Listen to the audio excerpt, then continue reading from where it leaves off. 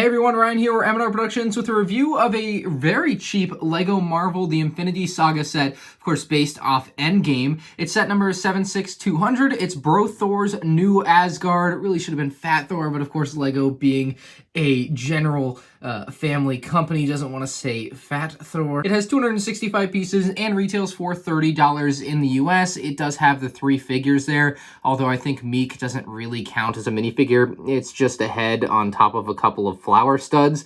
This has the Thanos on the top right. It's of course one of the fan favorite sets for the summer wave of LEGO Marvel Infinity Saga sets, which have been generally very well received, and I have reviews of many of the others on my channel. I'll link the playlist in the description and on the end screen. This set, of course, a very cool looking one, especially at 30 bucks, is going to be very accessible for a lot of people. The back of the box shows the LEGO version of Thanos, which I think is a really nice touch on these boxes to show the real version of Thanos on the front and the LEGO version on the back. Of course, the reason I bought this, other than Fat Thor obviously, is LEGO Fortnite. We'll take a closer look at that when we have it out of the box, but that's the back box art. Let's unbox this thing and I'll show you guys the figures up close. Here we have the Fat Thor, or in this case, Thor minifigure, and this is a spectacular looking figure. He's got Stormbreaker in his right hand. He's got gray hands, which are really accurate to what he's got going on in the movie. He's also got a beer bottle in the other hand, which looks empty, of course. You can see his hair flowing down the back. I really like that dark tan hairpiece. I think that works really well for Thor in this particular movie. He's got some extra lines on his back to show maybe some of the folds, and you can also see that second facial expression, which is kind of irrelevant to this particular scene in the movie, so I think most people will prefer to keep it on this one, which is just kind of a smile. I do wish they had done a different one for his other face, but it is what it is. And then on the front of him, of course, they make him look fat. And when I first saw this, I thought it was awesome, and I still do. I think this is the funniest LEGO minifigure torso to waist print ever. It looks super funny to have the fat falling over his pants there.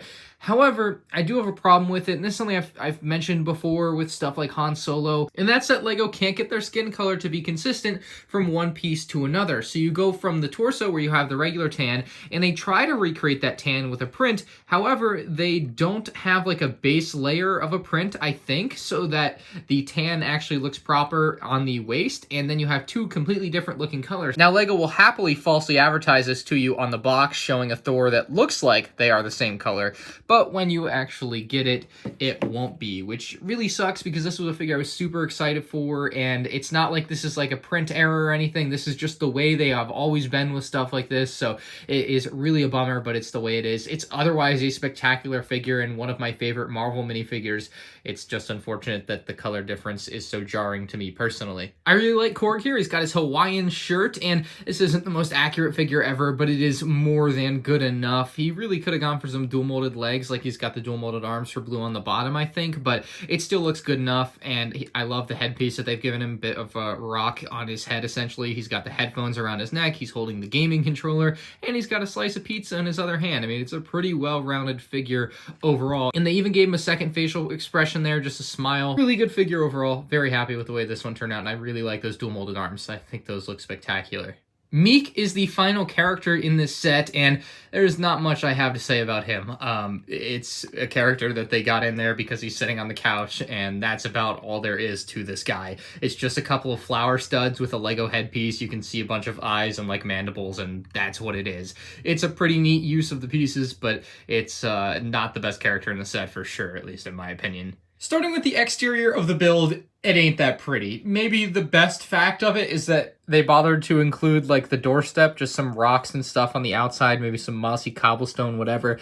It's not that exciting on the exterior. It's not supposed to be. All the fun is really on the interior. There's a window. Maybe that's another highlight for you, but really the exterior of the build, if you have it facing this way, you're doing it wrong. The door does open as well, but as you can see, the entrance is pretty well blocked there. You're not going to be getting a minifigure through there by walking. So it's there because it has to be there, but it isn't actually very functional. I almost forgot that on the outside, they also include this Welcome to New Asgard sign that you see in the movie as they drive up. It says, please drive slowly. So that's also in the set. Now, of course, the inside of the build is where the party is at, and there is so much on the inside of this build to cover.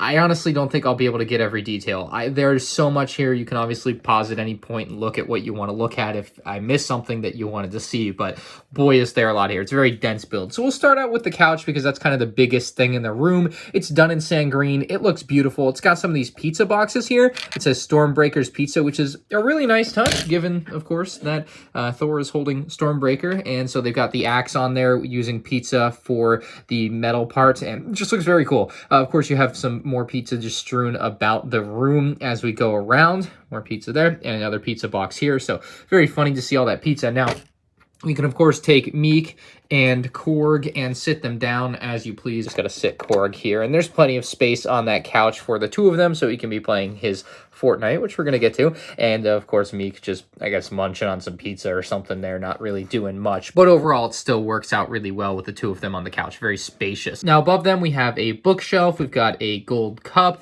We've got what looks to me like a figure of Iron Man or something, and then another beer bottle. We also have a pitchfork. We've got a whip, and we have a frying pan. There is also like a beer barrel down here, or a keg. Inside of there, there's actually two yellow translucent studs. Obviously, those don't like pop out or anything, but that's what's actually inside of that keg there. So very nice and simple design, just kind of hidden into the build. You've got this chest here with some empty bottles. You've got the fireplace with the fire running. Probably not too safe with the chest right there, might catch a flame. And then you've got a little fish in there as well. We've got another gaming controller on the little table there. Now you'll notice a very nice sticker here that says the new Asgard times, 5 years after the blip, of course, referring to the Thanos snap, now, of course, in Endgame. So that's a really nice touch there with the newspaper right in front of the TV stand, where, of course, we finally have LEGO Fortnite. This is not the way we envisioned getting LEGO Fortnite. I always thought LEGO Fortnite would be a good theme just from the sheer popularity of it, but this sticker is so freaking cool. It has the little places for the weapons on the bottom right. You, of course, have a pretty faithful recreation of the actual scene that's going on in Fortnite from the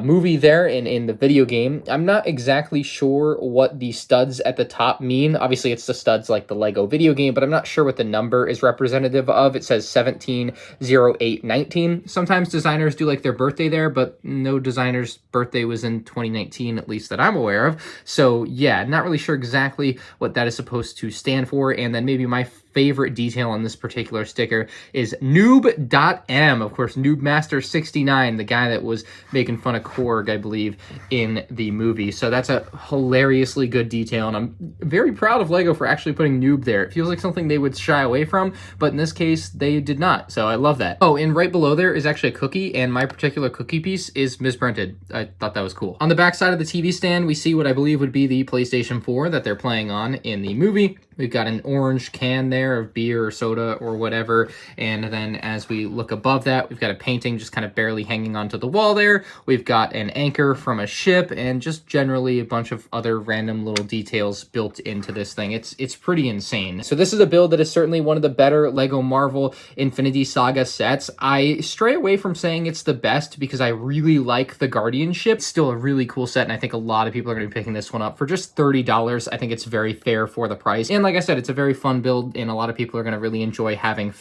Bro Thor there along with Korg and Meek and LEGO Fortnite. Like, there's just so many reasons to buy this set. So if you like Endgame or Fat Thor at all, this is definitely a great one to pick up. Overall, I'm giving this like a 10 out of 10. I mean, I don't know how, it's not really flawed in any particular way. It accomplishes what it set out to be at a $30 price point. Let me know what you guys think in the comments section below. If you're new to the channel, make sure you subscribe, and you can check out more LEGO Marvel Infinity Saga set reviews on the end screen now.